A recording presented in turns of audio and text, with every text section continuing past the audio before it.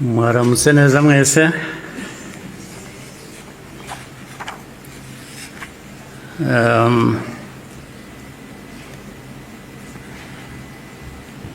Ngira ngo mpere ku ngingo yo kuvuga ubuhamya Minisitiri Bizimana yatugejejeho. Hari ubundi buhamya burebure burimo amateka akomeye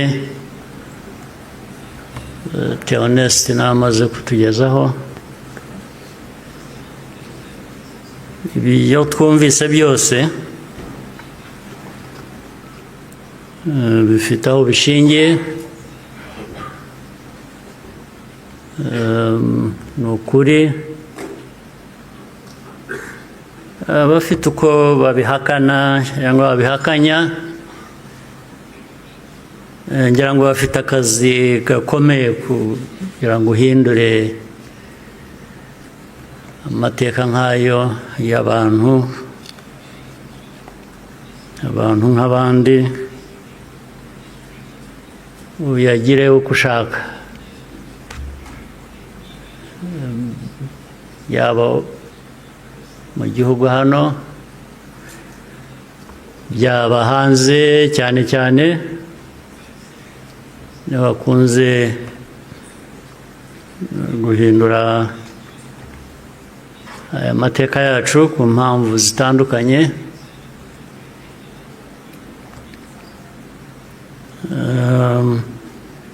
Ibi rero ngira ngo bafite ibyo bazahangana nabyo kugira ngo abantu bahindure amateka nk'aya bayavuga ukundi. Ariko icyo navuga nk'ibyo Theoneste yavuze,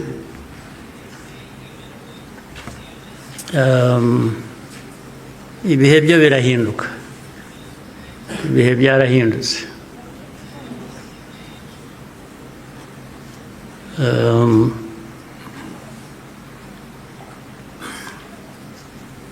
Nta uzongera gupfa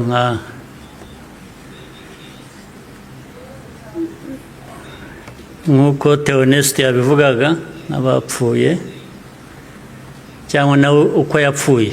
Buriya yarapfuye, kuba ariho ni nko kuzuka, ariko nta wakongera gupfa kuriya.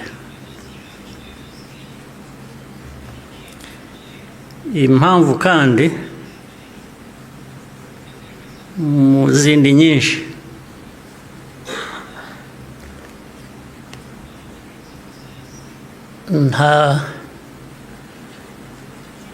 ntabwo wakwica umuntu kabiri.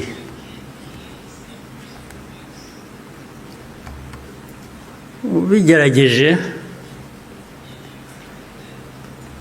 azakwica mbere yo kumwica.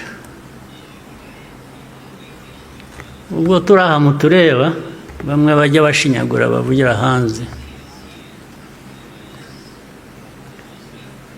Igihugu cyose, igihugu cy'u Rwanda ureba, ntabwo gishobora gupfa kabiri.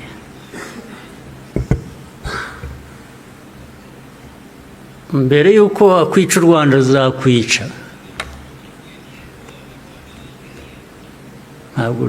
Ntabwo wakwica abantu kabiri, ntibibaho. Tureba aha ntabwo twapfa kabiri.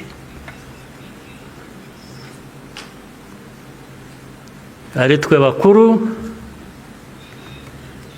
ari abana bacu,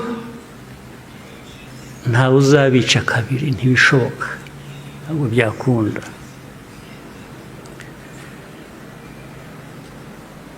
Tuzabaho nk'uko abantu bakwiriye kuba babaho, nk'uko abandi abo ari bo bose babaho, byanze bikunze. Ntawe twabisaba kubaho, ntawe.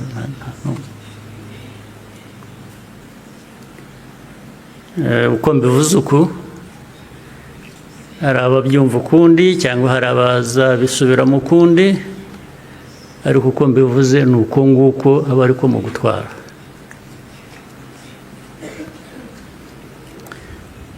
Ndabasaba rero ngo nkomeze ijambo ryanjye mu rurimi abashyitsi bamwe hano bumva batagombye kubasemurira, cyangwa se benshi cyane bari hanze bafitanye isano n'amateka yacu, harimo n'abo bayahindura bakayagira uko bashaka. Ndagira ngo mvuge mu rurimi bashobora kumva ntawe basemuriye. Muranyihanganira.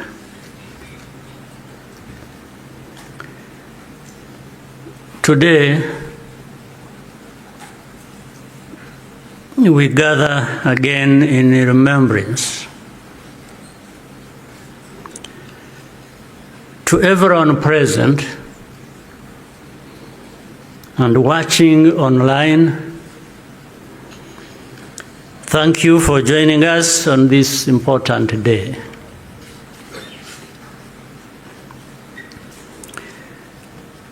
We deeply appreciate the friends who join us every year in person or in spirit without fail. I thank the survivor who has just spoken. These testimonies keep memory alive for all of us and for those who will follow us. Kwibuka carries profound meaning for our nation.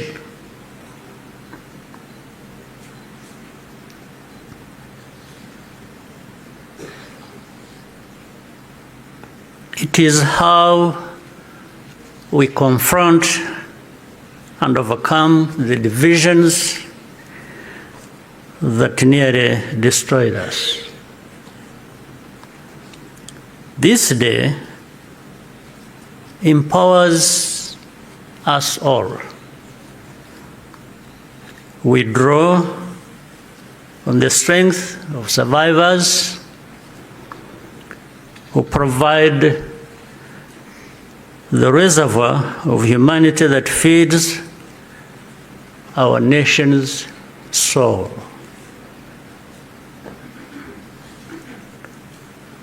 To all survivors, know that you are not alone. We stand with you always.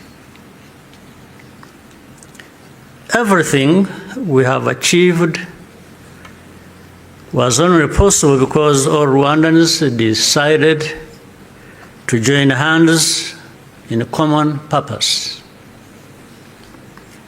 We honor the role played by every Rwandan in our country's rebirth. The reality of the genocide is clear for all to see. The ringleaders were convicted in international courts with rigorous evidence. The Gacaca process documented the costs of the genocide in every single village and neighborhood in Rwanda. Over 50 million handwritten pages were produced during the 10 years of Gacaca. Right here, where we are standing, 250,000 victims of the genocide are laid to rest. And in 2018, the United Nations General Assembly adopted a resolution that called the genocide against the Tutsi by its proper name, with the support of every member state but one.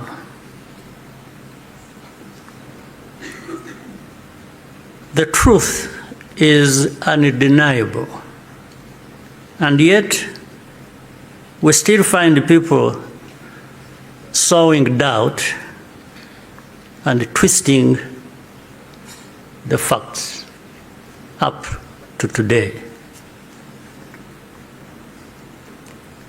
This is not just a matter of ignorance, but something much deeper. It means that the risk of seeing history repeat itself is a constant danger. If we allow ourselves and our friends to become indifferent.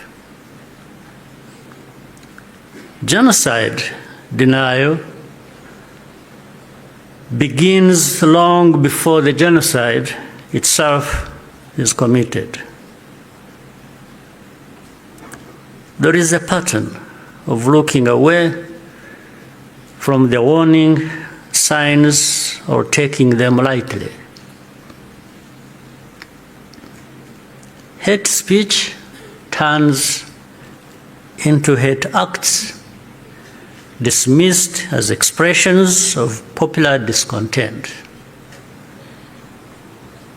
Behavior that should be immediately condemned is rationalized and minimized.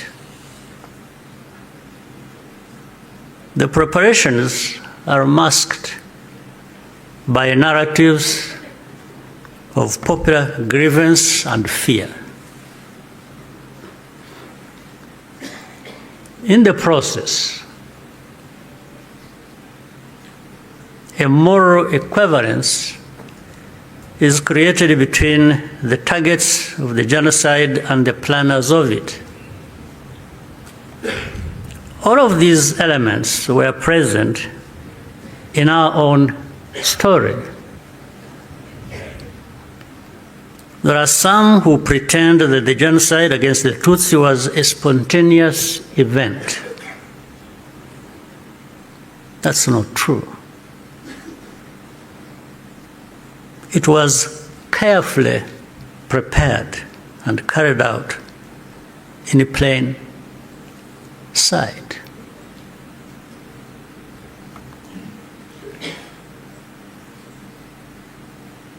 Regrettably, some who spoke the truth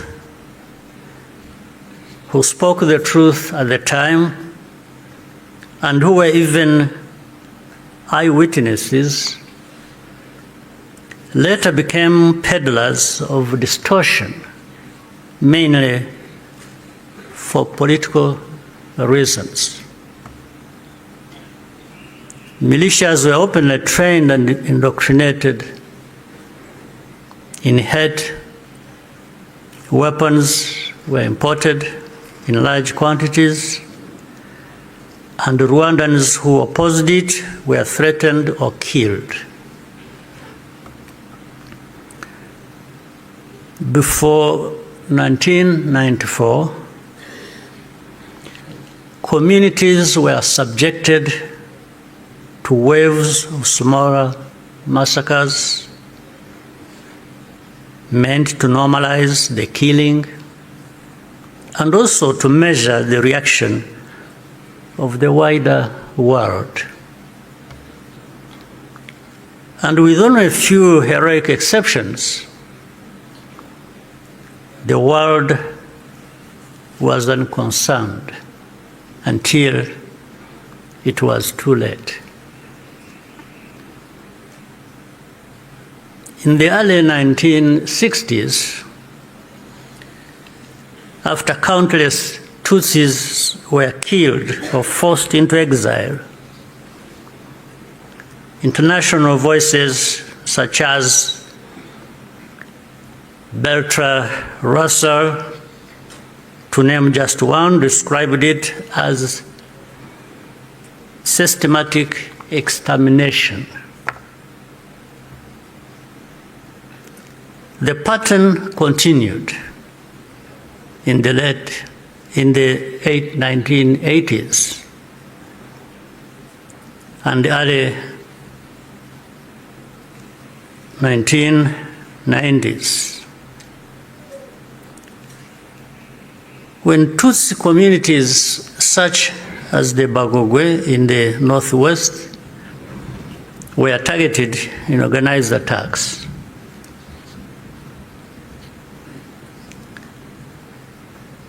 in 1993, a commission led by Jean Crabonneau investigated these atrocities. After documenting mass graves and the involvement of state authorities, they concluded that a genocide was being prepared. In the same year, the UN Special Rapporteur, Bakri Weli Ndiaye, warned that organized propaganda portraying the Tutsis as enemies was spreading openly, helping prepare the population for mass violence. In January 1994, the command of the United Nations mission in Rwanda sent a fax back to headquarters in New York with detailed intelligence that in Interahamwe were stockpiling weapons and compiling lists of Tutsis to be killed. He was then ordered to share the information with the very government which was preparing the genocide and to take no further action. And sadly, the reaction today is no different here in our region. And you can see it right before our eyes. When the genocide began, the nature of the crime was immediately obvious. All Tutsi were targeted because of their identity. Nowhere was safe, including churches and schools. That horrific reality only underscores the humanity and the courage of the Rwandans who took risk to provide hiding places for their fellow citizens. The reaction of the international community was to evacuate foreigners and withdraw most peacekeepers. At Eto, Kichichiro, when the peacekeepers withdrew, thousands of desperate Tutsi were left to die. Such scenes were repeated across the country. If these forces had instead been supported to protect Rwandans, the killers could have been deterred and many people would still be alive. The lives saved by the United Nations peacekeepers who were allowed to remain makes clear how much more could have been done with the political will.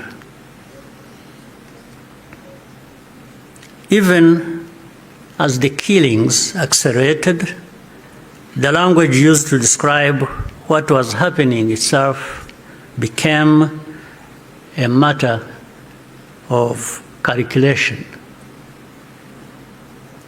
Genocide is defined in international law precisely to create an obligation to act. To witness such a crime and deliberately refuse to use the term is, in effect, genocide denial, perhaps even a form of aiding and abetting.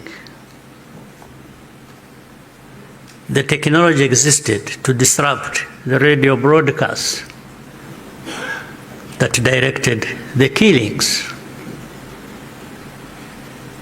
The planes capable of jamming those signals were available. Officials even calculated the hourly cost of the mission. In the end, the operation was deemed to be too expensive and potentially also a violation of Rwanda's sovereignty. So the cost was more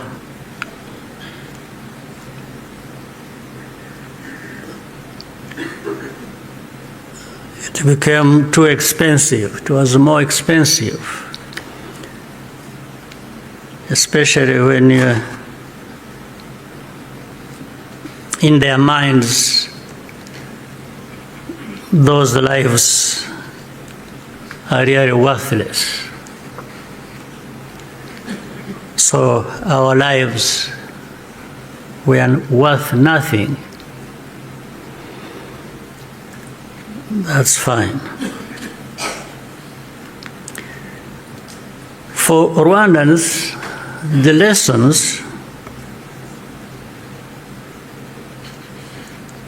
have been brutal.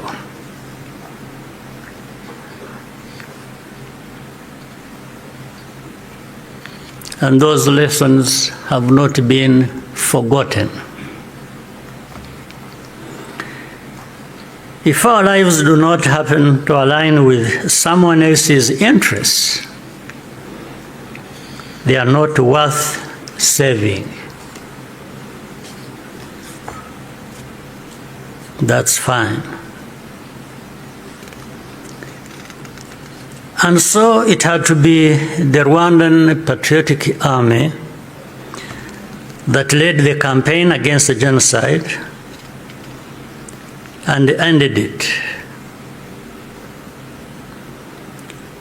Our deepest source of grief was always that we could not arrive earlier.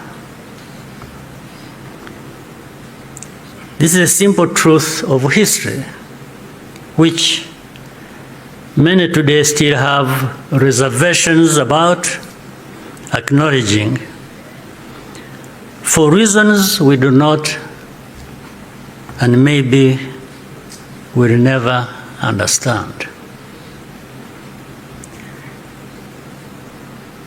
The culture and character of today's Rwanda Defense Forces, RDF, was forged in those dramatic moments. It guides the conduct of our forces who serve abroad excuse me, in peace-building missions, earning universal respect. Indeed, no sanctions or insult from outside can ever tarnish the honor and integrity of Rwanda's defense and security forces, who are among the finest that can be found anywhere.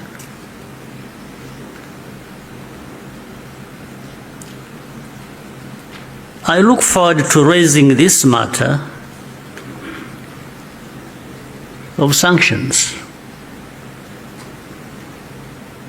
at the highest level to understand the basis for such an injustice.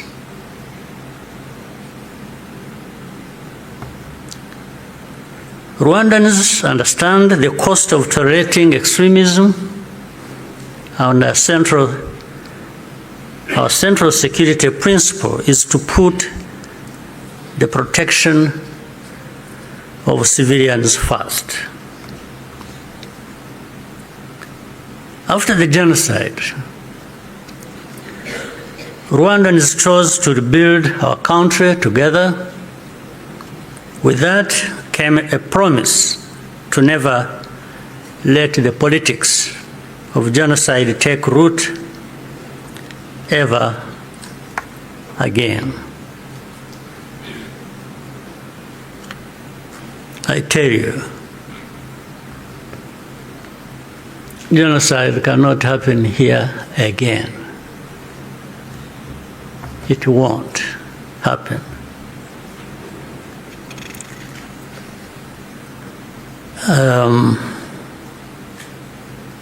Even with those noises you hear in the region of people gathering from Europe, from wherever, and meeting in Kinshasa and bringing the son of Habyarimana and relatives and others from wherever and gathering. All of that is just noise. It cannot amount to anything that will happen here of that kind again. It cannot happen. And I'm saying this not just as a person. And I'm just saying it because I know every Rwandan, young and old,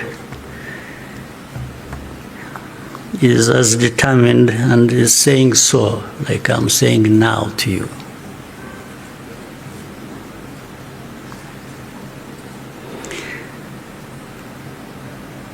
Along the way, Rwandans faced constant criticism and many attempts to twist our history.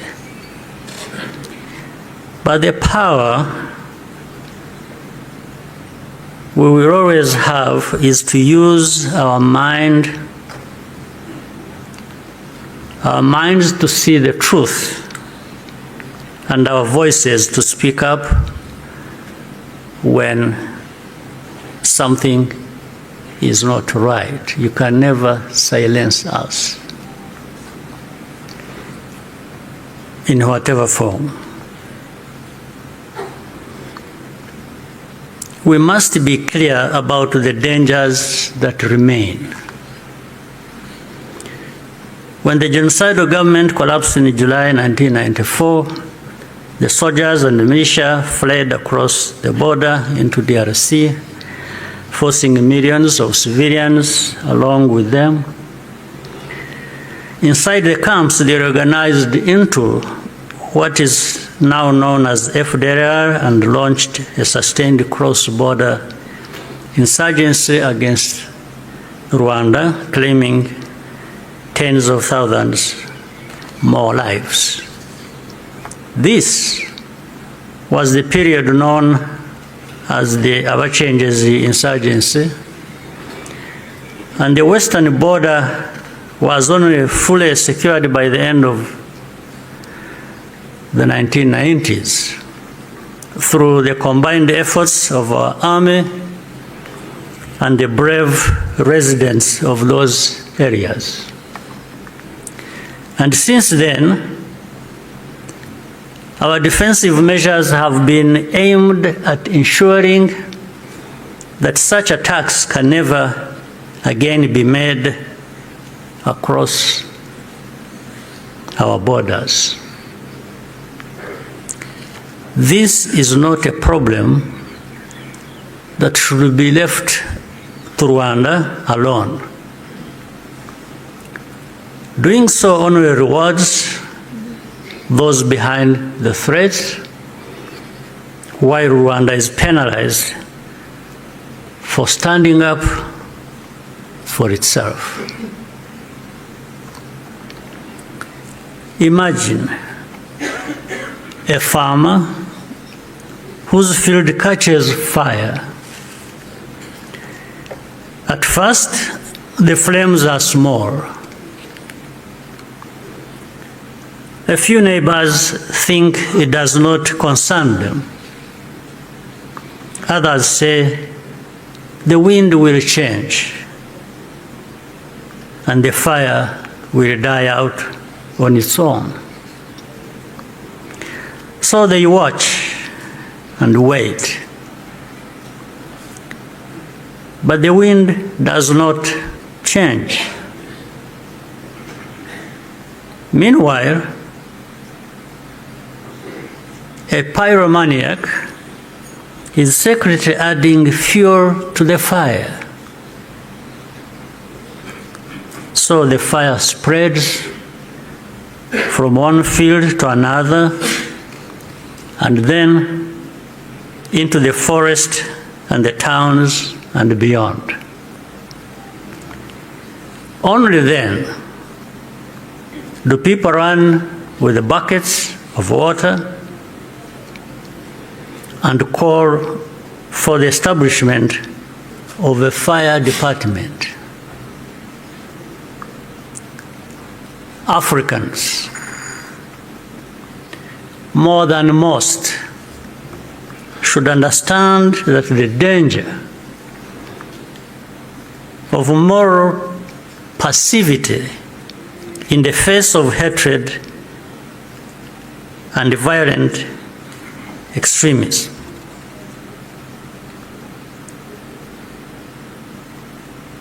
We should understand that danger, especially in the face of hatred and violent extremism. Africans, more than most, we must be reminded by all this history. Today, our continent accounts for the majority of the world's active conflicts. In 1994, Africa's collective institutions also failed to respond. I say this because the call for African sovereignty, legitimate and necessary as it is, must also mean that African institutions act decisively when Africans are at risk. Bad actors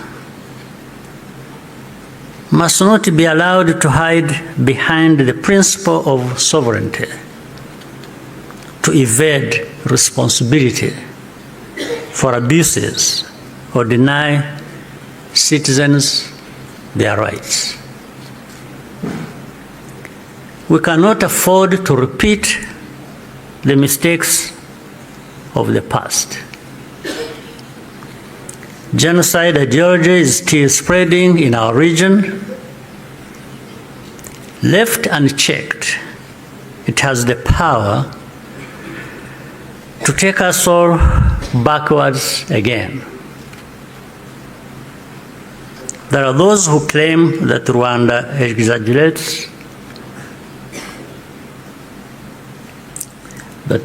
exaggerates these concerns, or that we have ulterior motives. This is not only false, it exposes the deep cynicism that led to the tragedy we commemorate today. What sustains Rwanda today is the unity of Rwandans and the convictions that, like all people, we have the right to live in safety and dignity and at peace with all our neighbors. What we ask is for partners to join with us to fight extremism, rather than punishing Rwanda for defending itself. We owe future generations of Rwandans more than survival. They deserve to inherit a secure, united, and bold country and an integrated and confident Africa. We invite you to stand with us in remembrance and also in action. I thank you for your patience and kind attention. Murakoze cyane.